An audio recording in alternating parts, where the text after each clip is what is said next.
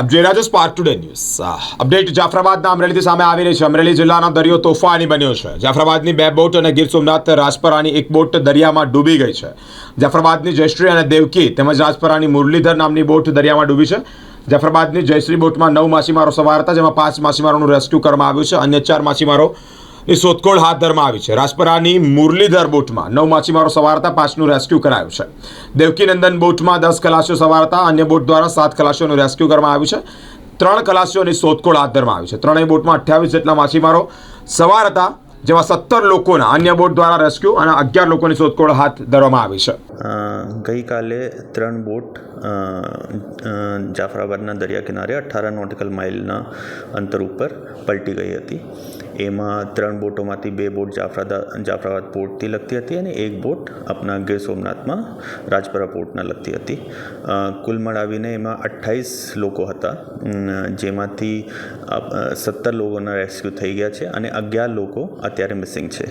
એના માટે કોસ્ટગાર્ડના વેસલ અને 2 હોવરક્રાફ્ટ એની લોકેશન ઉપર સ્ટેશન છે અને એને શોધી રહ્યા છે।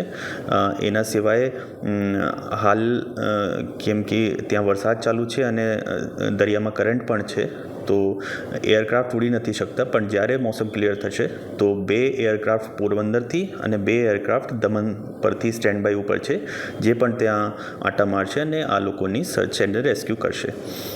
એના સિવાય જેટલી બોટે દરિયામાં હતી એ બધાને પરત આવવા માટે સૂચના આપી દીધી છે। બોટે પરત પણ આવી રહી છે।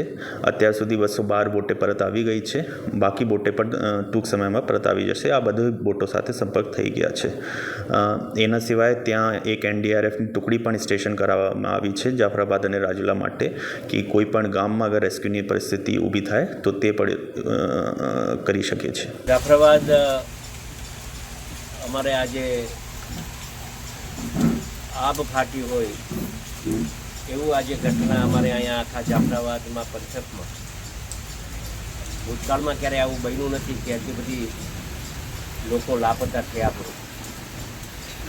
11 જેવા વ્યક્તિઓ મચ્છીમારો અને 3 બોટ સાથે ખૂબ મોટી નુકસાની આજે જાફરાબાદ અને શિયાળબેટ ગામના લોકોને આજે ભોગવવી પડી છે।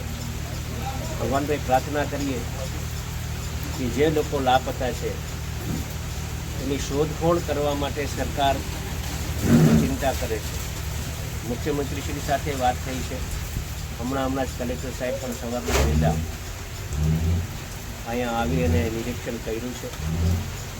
જે કંઈ સૂચના સરકારશ્રી દ્વારા જે આપવાની થતી હશે એ તંત્ર દ્વારા સજ્જડ રીતે અમે સૂચના આપી અને વહેલામાં વહેલી તકે આ લોકો જે લાપતા છે એની શોધખોળ થાય અને એને રેસ્ક્યુ થાય એના માટે સરકાર ચિંતા કરે છે અને કાર્ય કરે છે।